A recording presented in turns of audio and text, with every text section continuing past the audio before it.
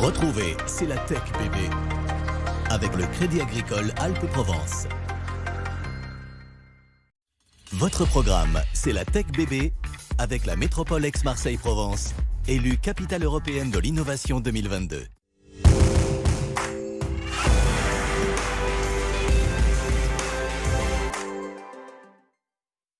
Bonjour à tous et bienvenue dans C'est la Tech bébé. Aujourd'hui, on s'intéresse à notre patrimoine. Que se passe-t-il à notre décès et comment la tech peut être un atout? Mathieu Sommek, vice-président de la French Tech Aix-Marseille, nous éclairera.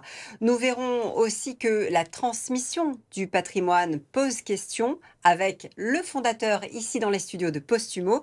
Et puis, que deviennent vos mails, vos réseaux sociaux et toute votre vie en ligne après votre mort? Legapass s'est attaqué au sujet, mais pas seulement. Chaque année, début novembre, les vacances d'automne coïncident avec ce que l'on appelle le jour des morts. L'occasion pour nous de nous pencher sur les problématiques liées à la disparition des êtres chers, inhumation, crémation, héritage, mais aussi désormais gestion du patrimoine numérique. Ce sont ces composantes qu'il faut prendre en compte quand on parle d'obsèques aujourd'hui. Mathieu Sommek, 638 000 décès en France l'année dernière. Et pour celles et ceux qui restent, évidemment, la question de l'héritage numérique. Plus de 600 000 décès, c'est beaucoup. Et effectivement, 60% des Français rencontrent des difficultés pour organiser leur succession numérique. On parle de succession numérique à ce stade. Les principaux défis, on les connaît ? L'urgence des démarches, bien sûr. La difficulté du moment. La charge émotionnelle qui va avec. La complexité des processus associés. La protection des données sensibles. Et bien sûr, le défaut d'anticipation dans beaucoup de cas. Alors, j'imagine que pour répondre à ces problématiques, il y a des solutions. Alors, on a des solutions qui existent. La planification testamentaire, la gestion du patrimoine numérique, les outils de gestion de mots de passe, les directives sur les réseaux sociaux. Bref, il en existe un certain nombre, mais elles ne suffisent, dans bien des cas, pas suffisamment. Alors, de quoi est-ce qu'on parle exactement, Mathieu, quand on parle de tech et de prévoyance numérique ? Ce sont des startups qui utilisent les technologies de pointe, essentiellement la blockchain et l'intelligence artificielle, pour garantir la sécurité et la continuité de nos données.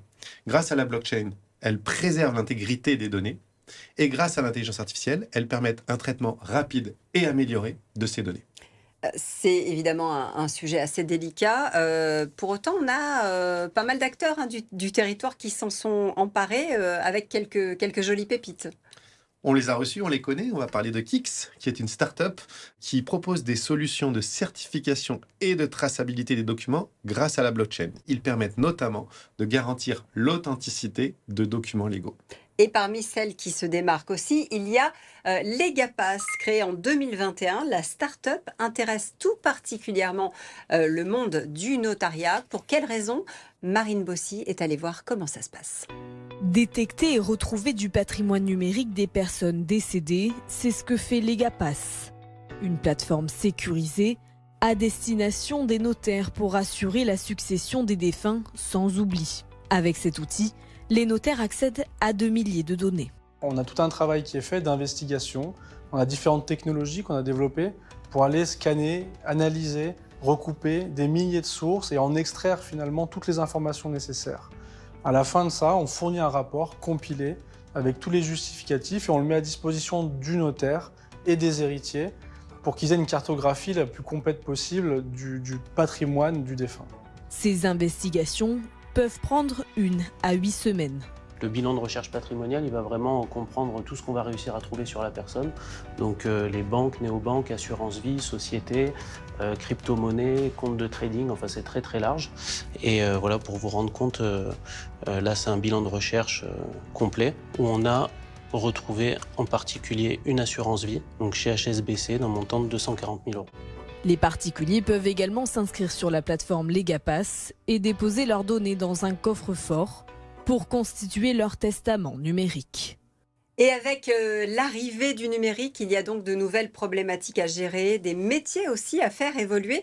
Bonjour Julien Ridon. Bonjour, merci de me recevoir sur votre plateau. Merci d'être avec nous sur le plateau de C'est la Tech Bébé, fondateur de Postumo. On entend posthume évidemment dans le nom que vous avez choisi. Vous avez créé une plateforme sur laquelle on vient de notre vivant donner tout un tas d'informations pour qu'une fois décédés, nos êtres chers puissent gérer la situation. La pierre angulaire en fait de Postumo, c'est l'accompagnement des familles dans la préparation des démarches administratives post-décès. Puisque, comme vous l'avez dit, il est difficile aujourd'hui de savoir les délais, de connaître les délais, quels sont les organismes à notifier.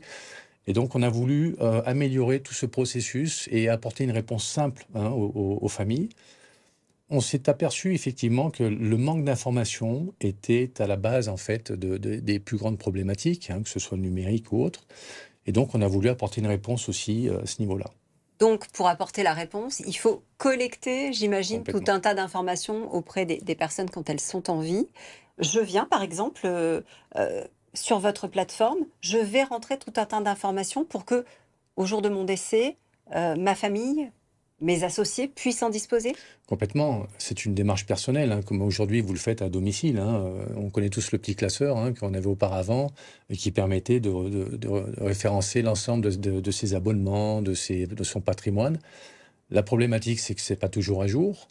Et puis surtout, bien que la famille ait accès à ces informations. Or, ce n'est pas toujours le cas. Et puis, pour éviter les conflits familiaux, nous, on a souhaité laisser libre choix à l'utilisateur de pouvoir donner accès à des personnes de confiance, de son entourage en général, les proches, et de donner la possibilité à chaque personne de confiance d'avoir un accès différent.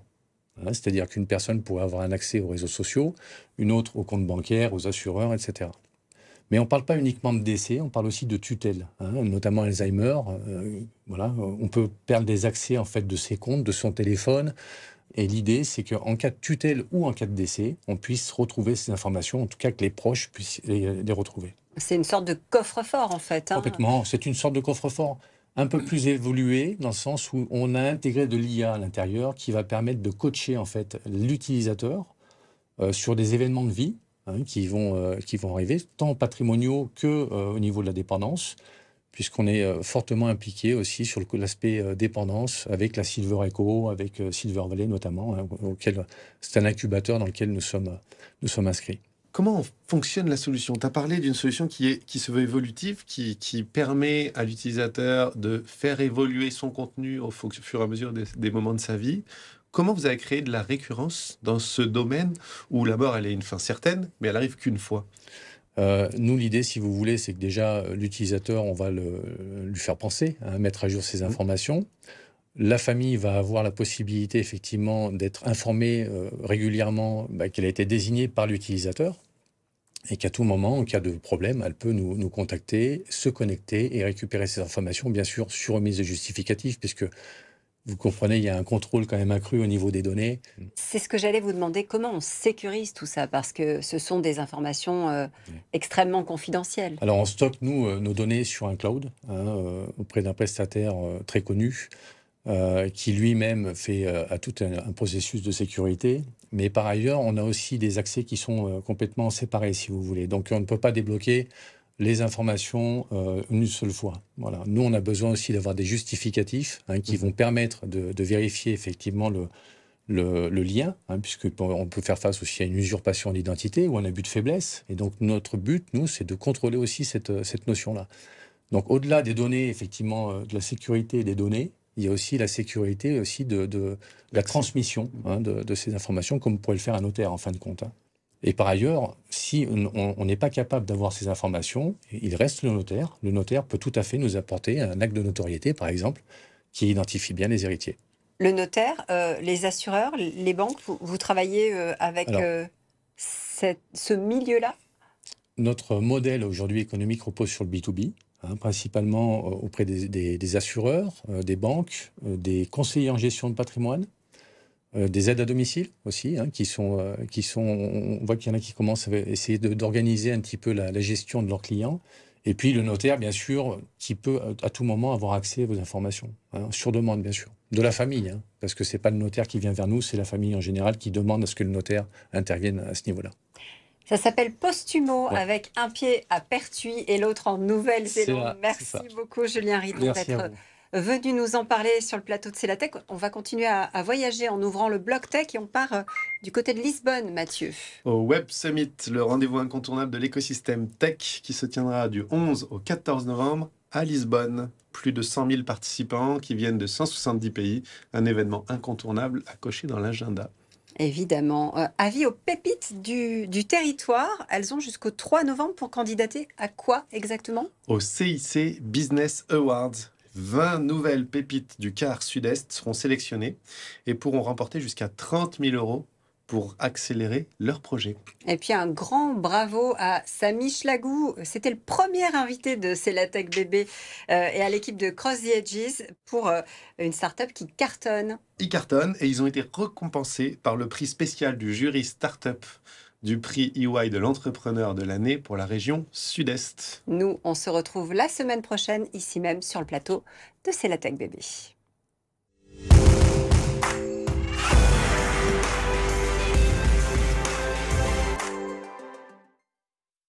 C'était votre programme C'est la Tech Bébé avec la métropole Aix-Marseille-Provence, le territoire de la diversité innovante.